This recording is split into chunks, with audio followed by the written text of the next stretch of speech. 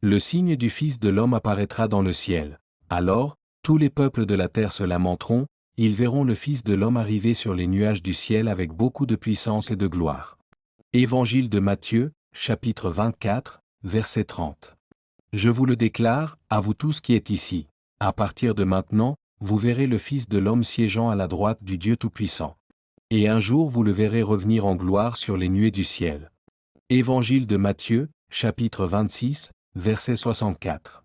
Ce même Jésus qui vient de disparaître du milieu de vous pour être enlevé au ciel en redescendra un jour de la même manière que vous l'avez vu y monter. Livre des Actes des Apôtres, chapitre 1, verset 11.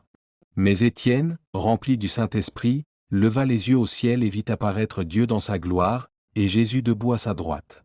Livre des Actes des Apôtres, chapitre 7, verset 55.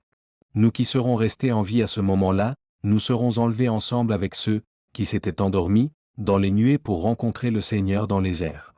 Ainsi nous serons pour toujours avec le Seigneur. Première lettre de l'apôtre Paul aux Thessaloniciens, chapitre 4, verset 17. Vous vous êtes tournés vers Dieu en vous détournant des idoles pour servir le Dieu vivant et vrai et pour attendre que revienne du ciel son Fils qu'il a ressuscité, Jésus, qui nous délivre de la colère à venir. Première lettre de l'apôtre Paul aux Thessaloniciens, chapitre 1, versets 9 et 10. Ils verront sa face, l'agneau, et porteront son nom sur leur front. Livre de l'Apocalypse, chapitre 22, verset 4.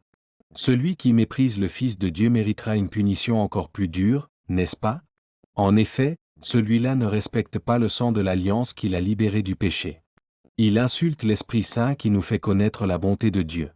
Épître aux Hébreux, chapitre 10, verset 29. Jésus affirme que, oui, je viens bientôt. Viens, Seigneur Jésus. Livre de l'Apocalypse, chapitre 22, verset 20.